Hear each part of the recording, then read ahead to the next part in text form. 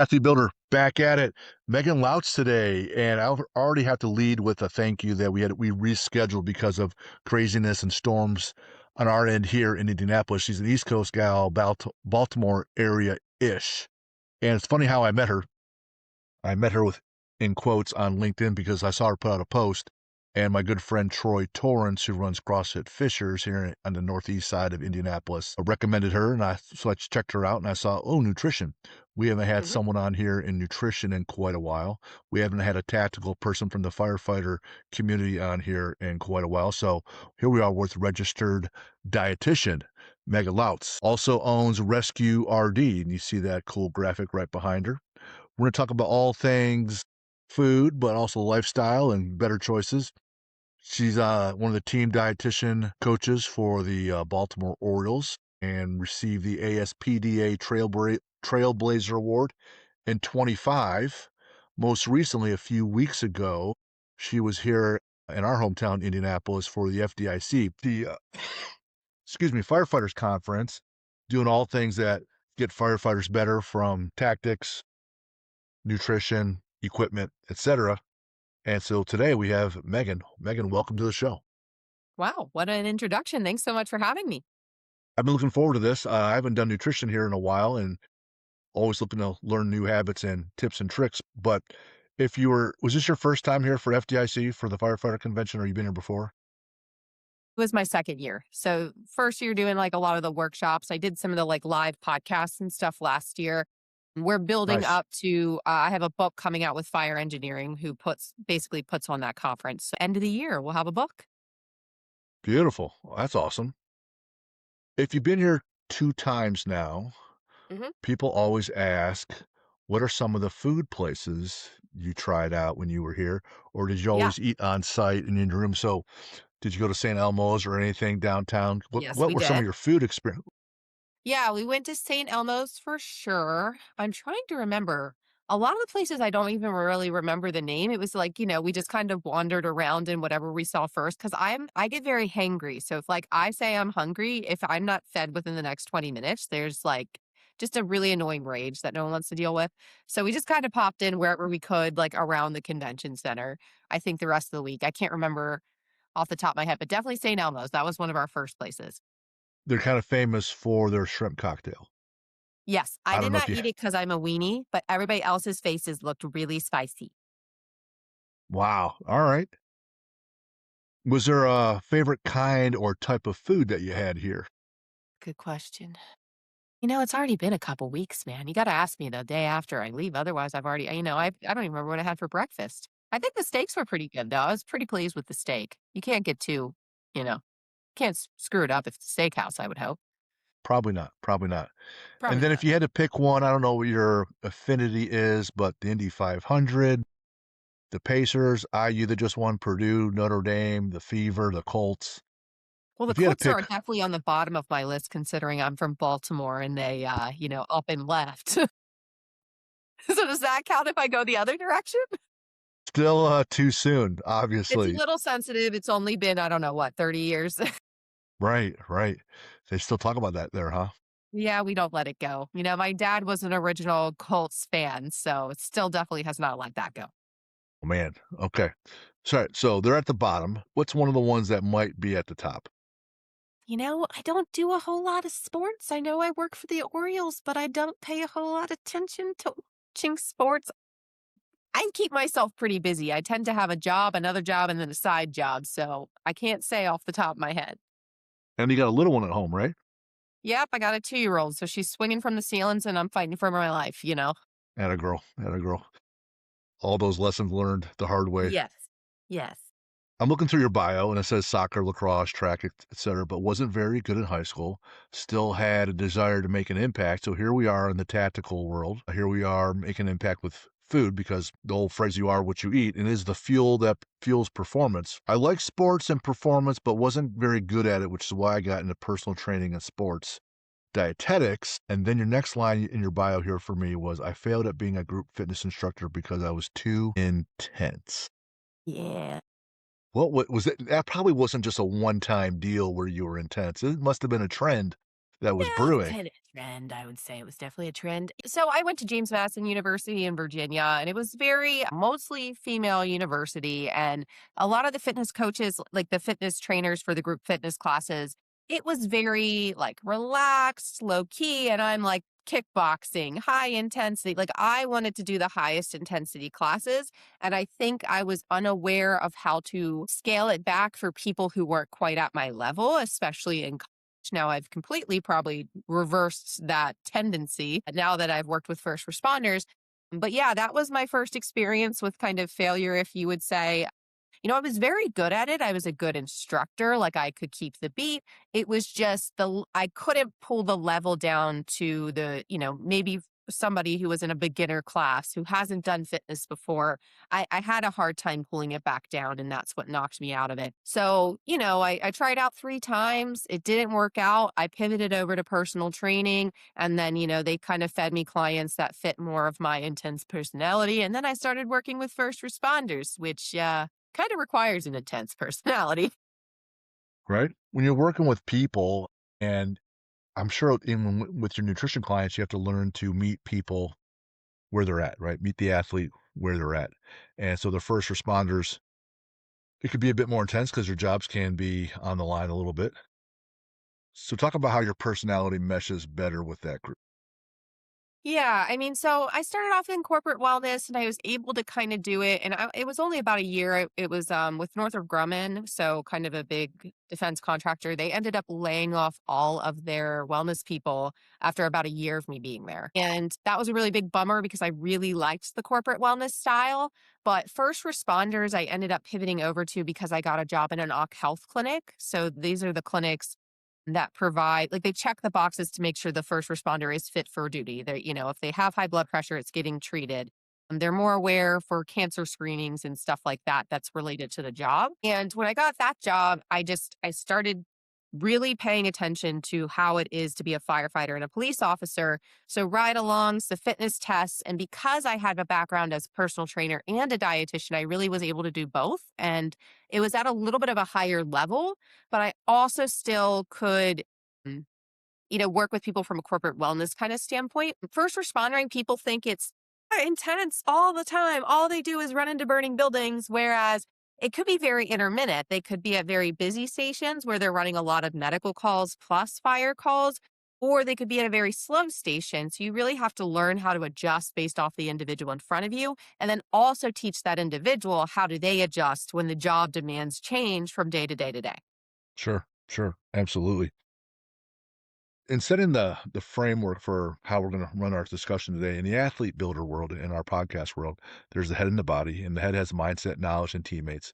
So starting there, there's the mindset on eating better, there's a knowledge of how to do it, and then there's what comes out of your mouth. How do you work with people, which could be your nutrition coach, but oftentimes it's your other family that might be eating differently than you or have different goals. So all 3 components impact nutrition. Now, there's plenty of resources on how to eat. And when I talk with kids or adults at my gym, either one, I'll tell them that, hey, you can go on YouTube, you can go get a book and be mostly just fine. Most people will work with us in a nutrition capacity for some of the education, but a lot of times it's the accountability. Talking about the mindset, just simply to improve your nutrition. What are some trends that you've seen where you could lay everything out for them? They're like, yeah, I'm not doing it. Or some people are like, hey, I'm making some choices. I'm committing. Talk about the mindset that goes into how you're going to eat. Yeah, in the first responder space and really even the general population, I just feel like it's a little sharper in the first responder space. There's either I'm on the train or I'm off it. Either I'm perfect or I'm not doing it at all. I'm not good enough, whatever. When you're in the high school, sometimes even college, a lot of times it is education based. Like people genuinely do not know how to eat well and how to recover appropriately for training and that kind of stuff. But once you get into the first responder space, I feel like most of them know, regardless of if they had like nutrition education in high school, college, whatever, or if they were athletes or in the military prior, they know they need to eat protein. They know they need to eat their vegetables. They struggle with the application on shift work. So a lot of the nutrition information that's out there is geared to the 9 to 5 or even high school athletes. There's plenty of information for high school athletes on how to eat on the internet. first responders, there's next to none. There's nothing that accommodates for sleep deprivation, high stress jobs, regular exposure to trauma. And this changes the brain.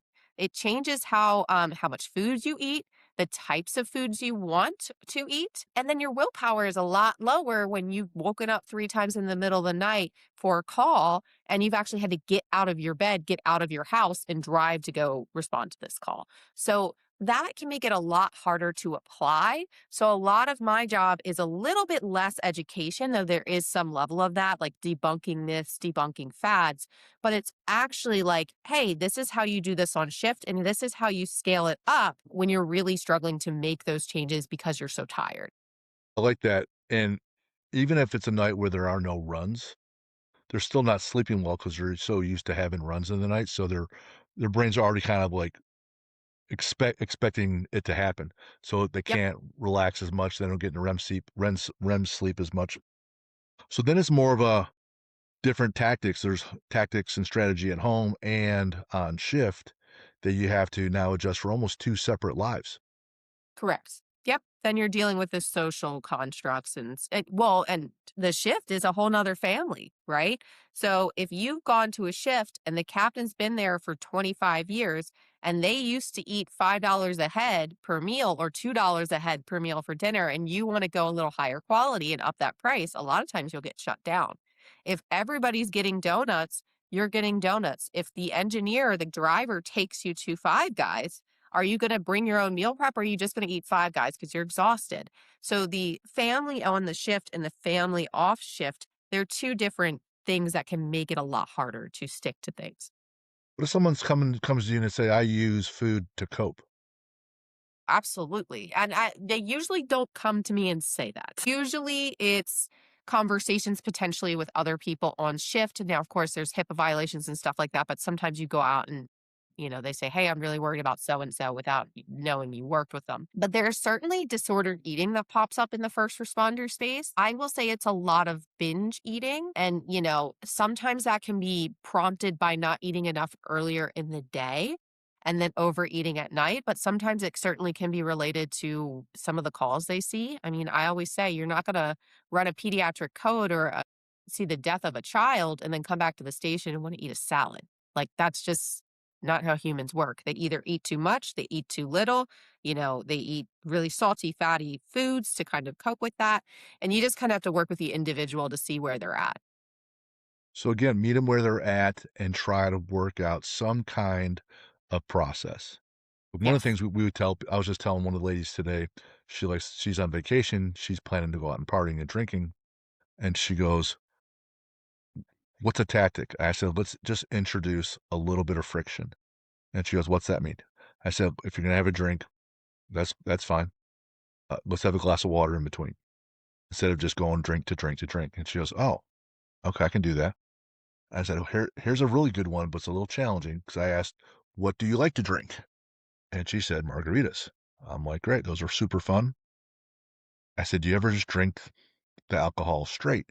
She goes, "Yeah, every once in a while." I go, "Go that route then, because that way, at least you don't have all the sugar from all the margarita mix, or go from one to the other, but if you can at least eliminate some of the sugar in the margarita mix, then you're at least triaging a little bit." So talk about, like, some tips and tricks, not that you're gonna eat perfectly, you just stem the bleeding a little bit. Just help them make a little better bad choice.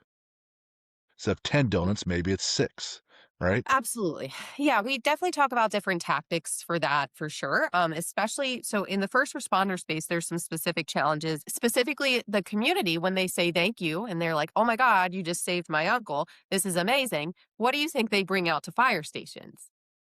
Probably Donuts, lasagna, big pans of food, lots of right? lasagna. Cakes, cookies, literally whole Costco pies. And it's not like, oh, it's every once in a while. Like every shift, like during the holidays, these things literally will pile up on the counter, like to the height of my toddler.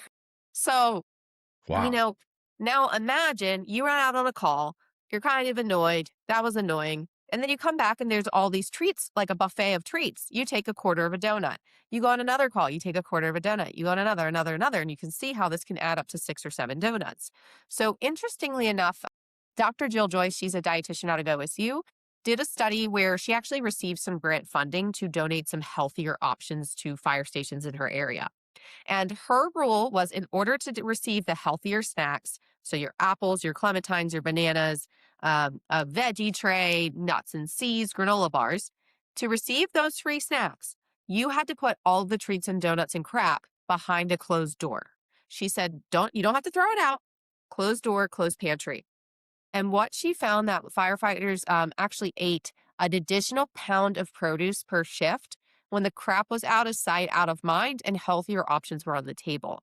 So now, sometimes your social dynamics make it harder to make this change. So, for example, my firefighters say, "Oh, well, if I bring in clementines, they're going to make fun of me." Number one, they're going to make fun of you for something. I mean, that's what they do in the fire service is they get nicknames and they stick to them.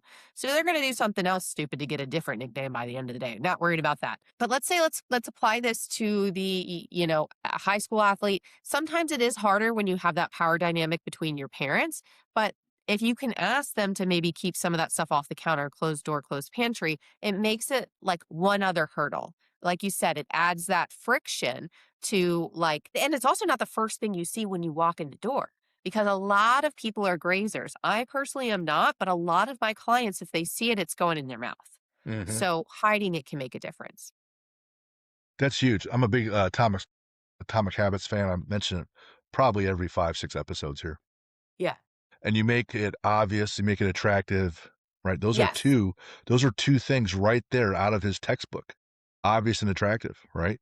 If you don't make it obvious or attractive, then you have a chance of doing a little bit better if you're trying to do the opposite.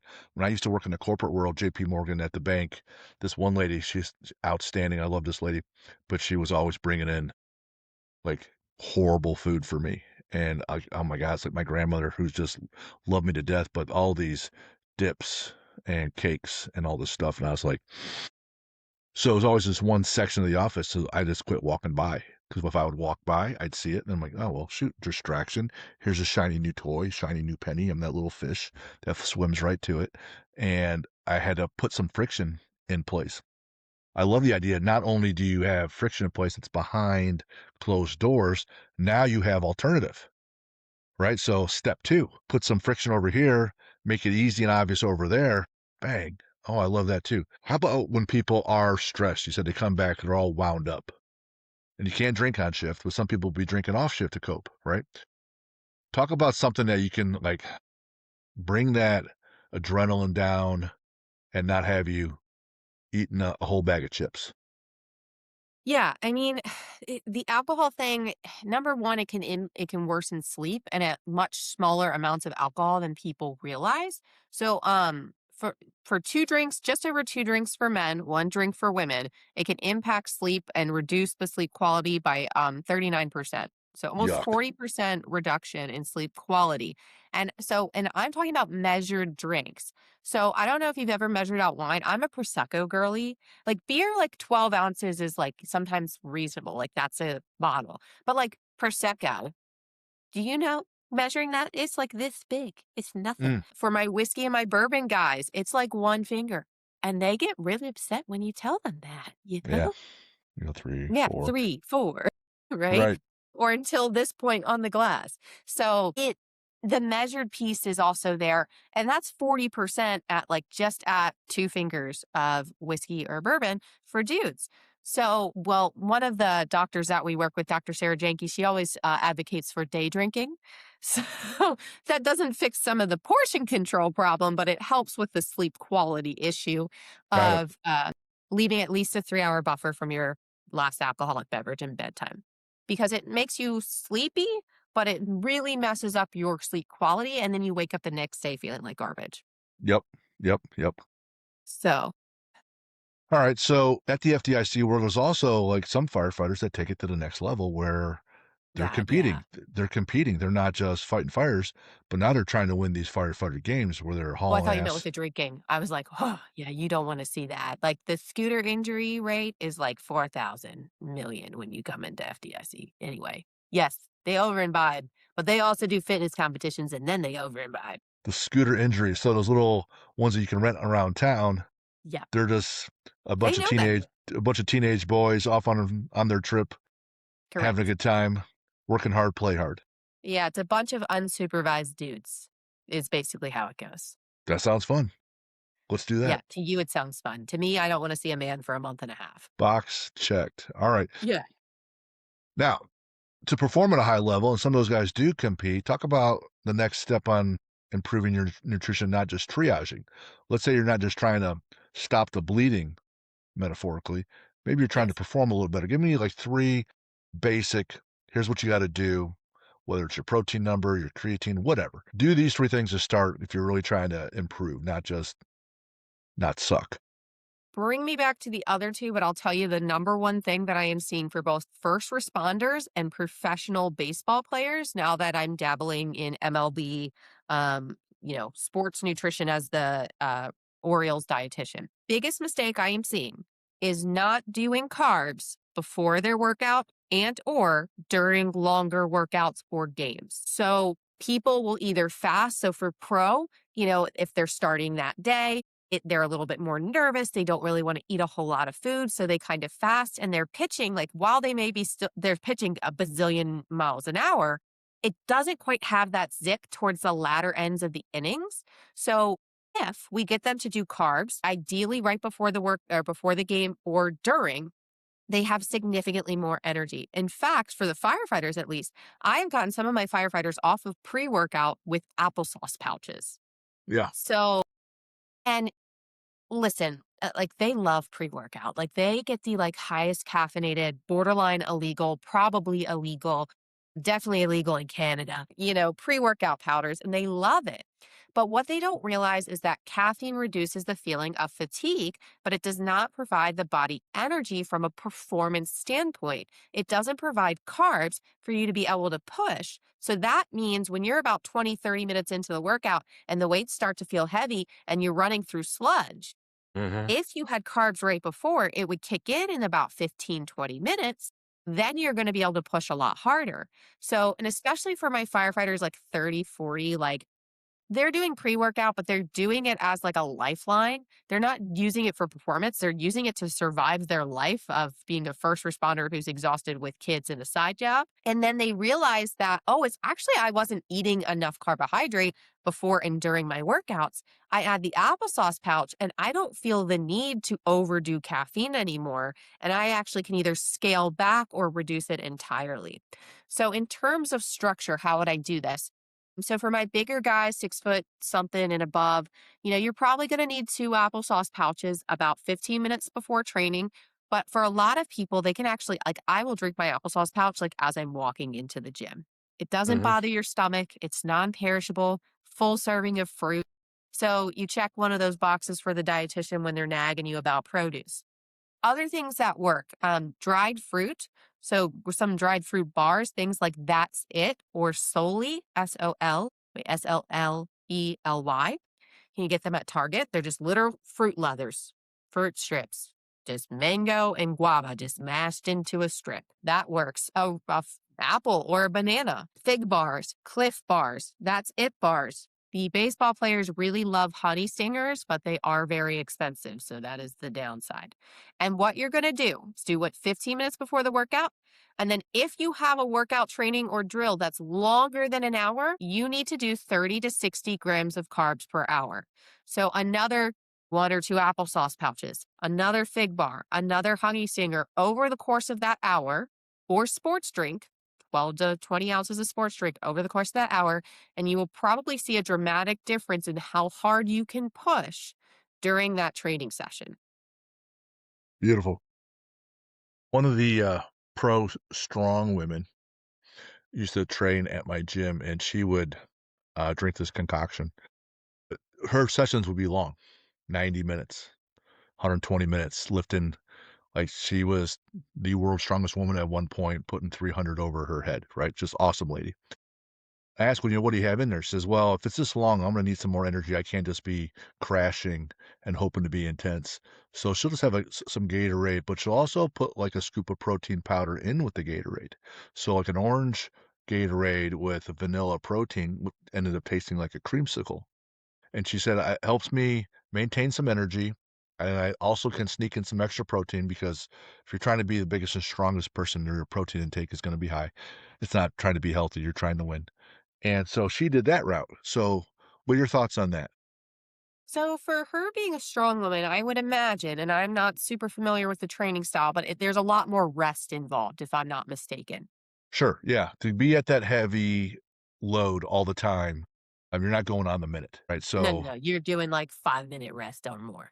3, That's 4, yeah. 5, 6, 8, sitting around, but the next set is gonna be painful as hell, but you got plenty of time. You're right. But for a short, short, short period. So the Yes, the difference is if you're doing some sort of strongman powerlifting style training, that probably makes sense, especially if it's sipped on throughout the training. But if you are guzzling 20 grams of protein, 30 grams of protein, and then jumping into a high rock style, CrossFit style training, that's where you might see stomach issues. So it makes sense for her. And as you know, like the higher intensity of training, the less you're like, the more you're using carbs, the less you're using like fat or like protein. She's not using it necessarily for energy, but she wants to keep it around to help with muscle recovery and hit her numbers, if that is what I would assume. So higher intensity work is going to be mostly carbs during training.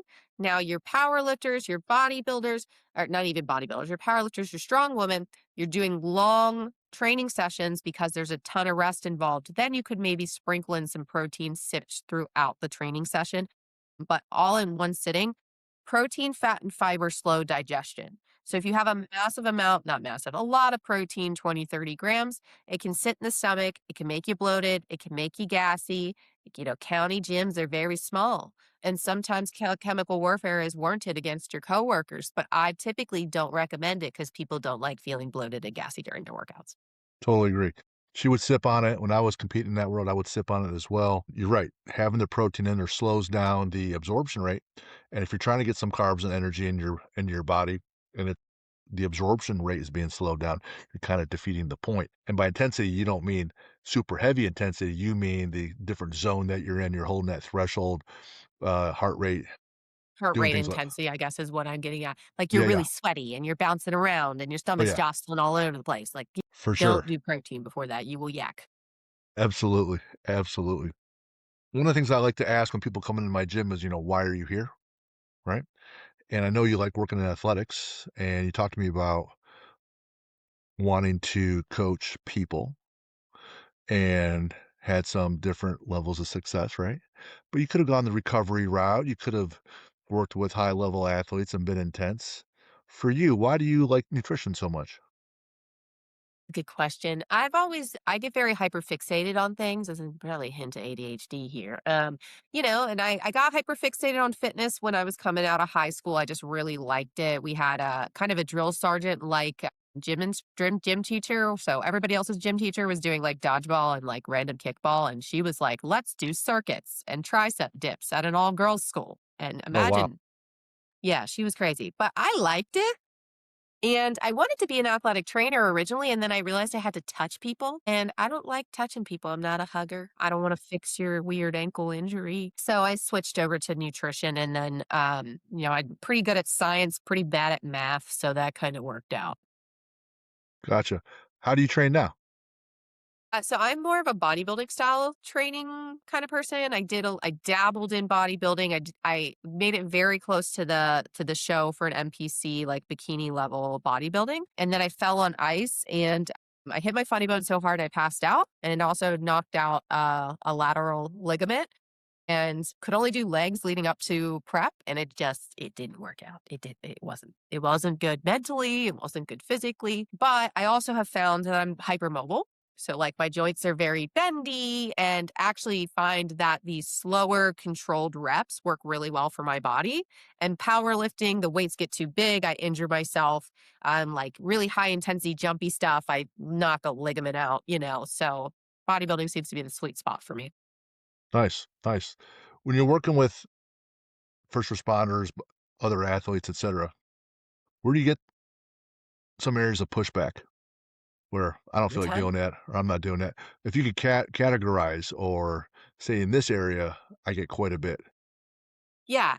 So I've also been working with first responders for almost a decade. I also kind of know how to stick my finger in the pain point if I need to. And I also know when to bend to be realistic to get them in the right direction.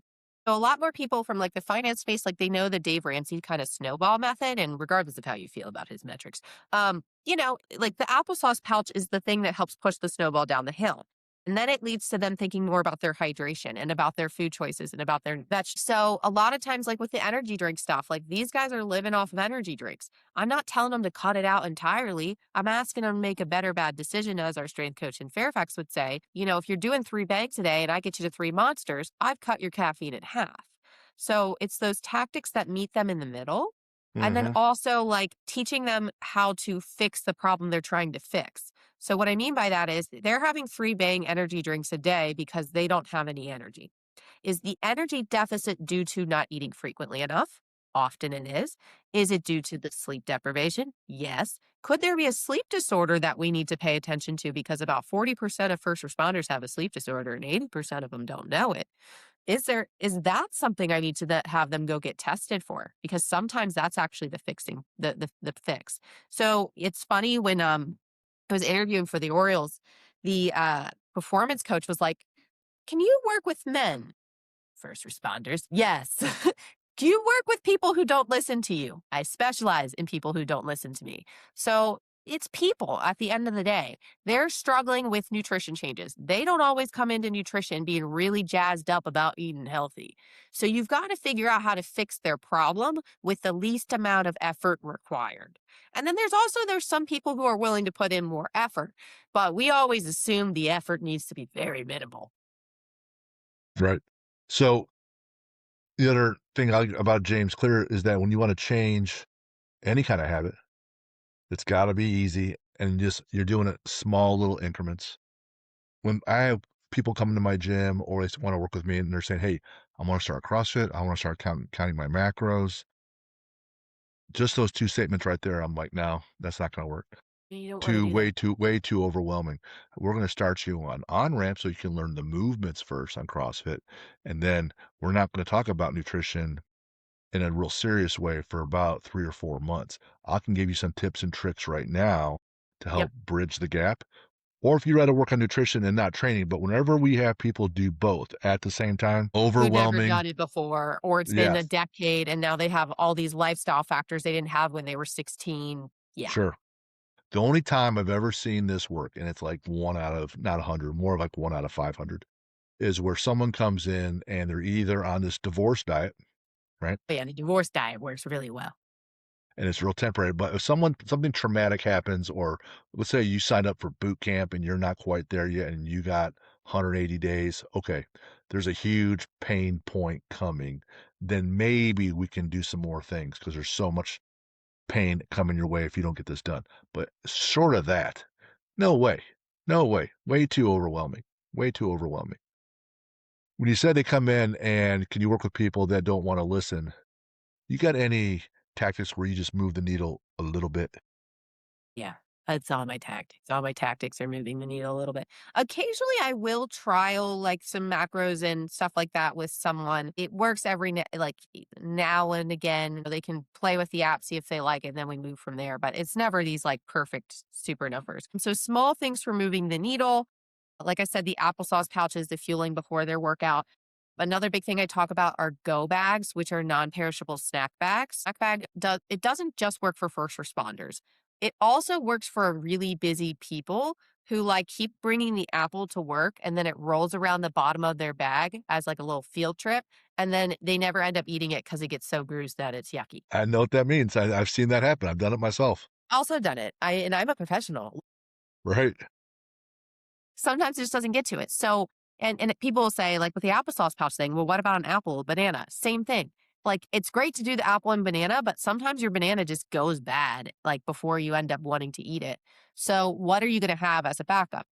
So, the go bag usually has carbs, protein, and electrolytes. And the electrolytes are more for people who I know are going to get pretty dehydrated, especially as the summer heats up. So, police, fire, corrections, that kind of stuff. And Construction is another big one. And basically, it's a bunch of non perishable, healthier options. So, your protein bars, your protein shakes, your tuna packets, your chicken packets, your jerky, your fruit cups, your dried fruit, applesauce pouches, bags of Cheerios, bags of mini wheats.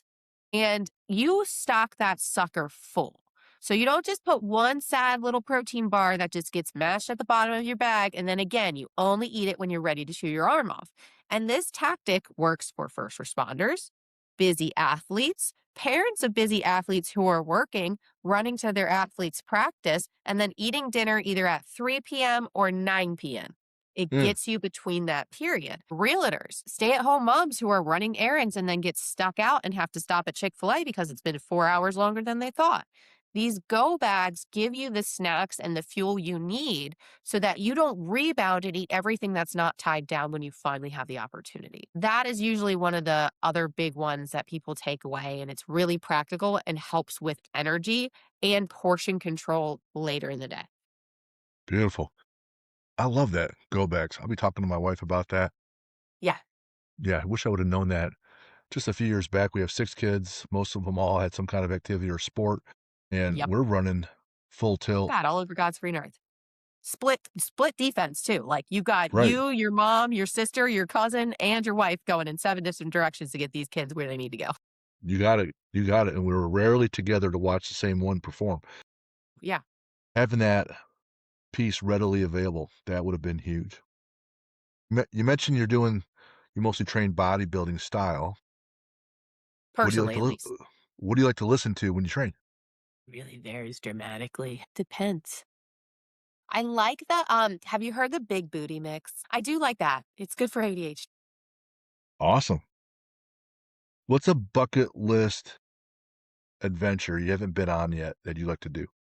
We've been really lucky and had some really nice, I've been, that's the challenge. We've had some really nice trips to Italy with my family before we had kids. We went to Lake Como. I'd love to go back there. A Bora Bora or a Thailand kind of thing. I'm more the type of person who likes to sit on her butt and not move. So you go nonstop as it is, you need a complete mind dump on Zombie. vacation. Yep, Yes. Uh-huh. Yeah, I don't love even it, wanna cook. right?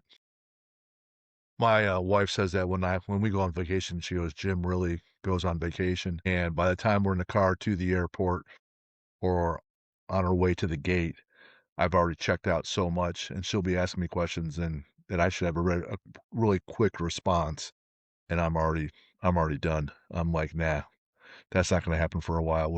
I'll plug back into the matrix in a few days." Yeah, that's great. What's a sports movie, could be any kind, that you like? And if you don't like any, just say that. This is ridiculous. For somebody who's into like who does nutrition for sport, I'm not that into sports. Wow. So, which is very it's a very strange dichotomy.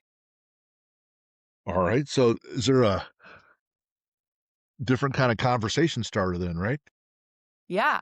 I mean, it's definitely strange. I think it's more like, so for me, like when I go all in on something, I've got a full-time job in it. I've got a business, a side job, Instagram.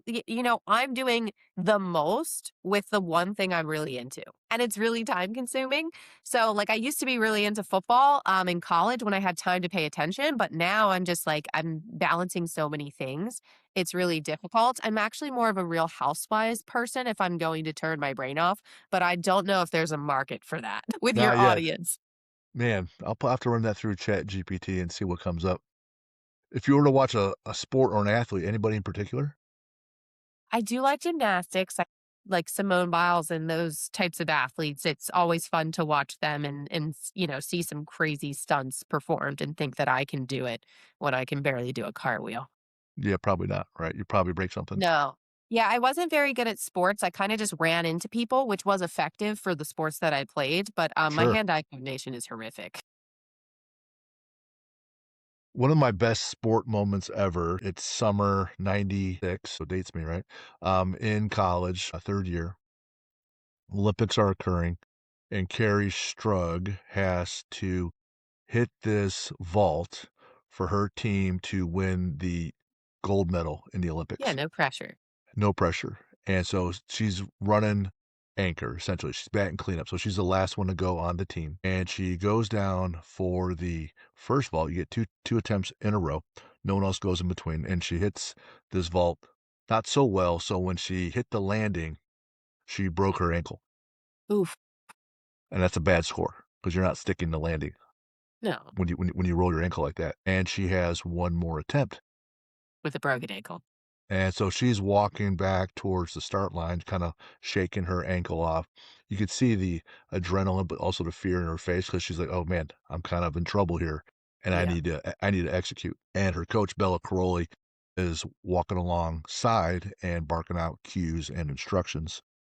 But now it's go time, right? Gotta hit it. And so she runs down to her full tilt, obviously corrected what went wrong with the first vault, hits the landing, sticks it, then she's immediately pulls her one foot up, the one that's broken, because that's now it's good and fucked, right? Yeah, it's really yeah.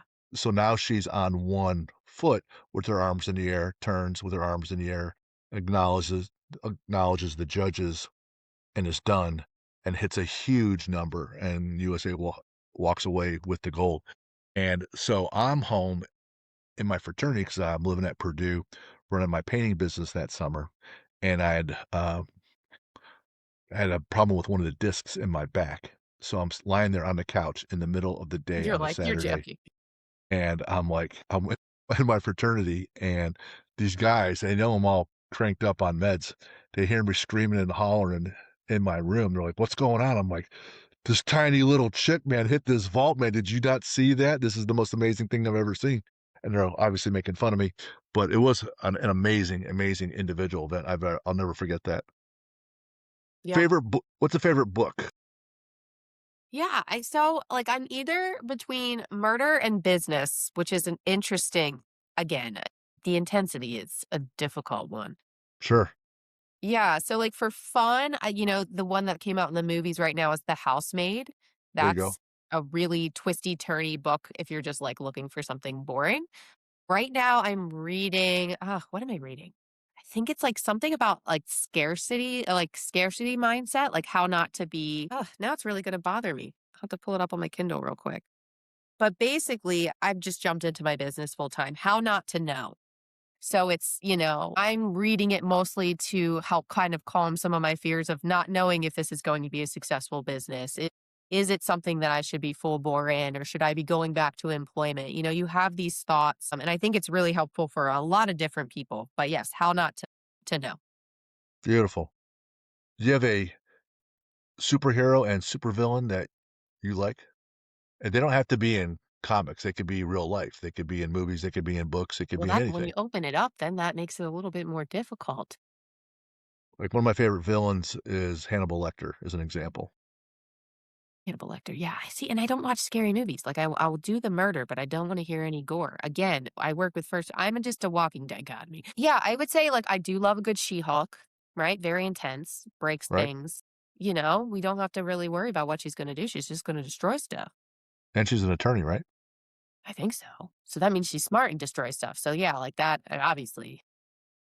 Right. Let's go.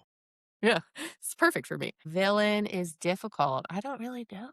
Thanos is an interesting one. 'Cause he thinks he's doing the right thing, but he's not doing the right thing, you know? That's usually the deal. They get misled, Warped. warped, that's the word, Yeah. warped. They get warped, and now they're some parts might be noble, but mostly it's horrific, and you put it all Yes. together, and so that way the villain is identifiable, and, you can, I don't know, okay his actions a little at first until you see what's Yeah. going on there, and you're like, "Nah, that's not gonna work. That no. That's Yeah, you bad." went a little too Yeah, far. right. You got a quote for us? Dear. I probably should have reviewed the questions again so I could remember my quotes. I probably gave you a quote, but I don't remember what I gave you. You sure did. People don't know they don't care how much you know until they know how much you That's a good care. one.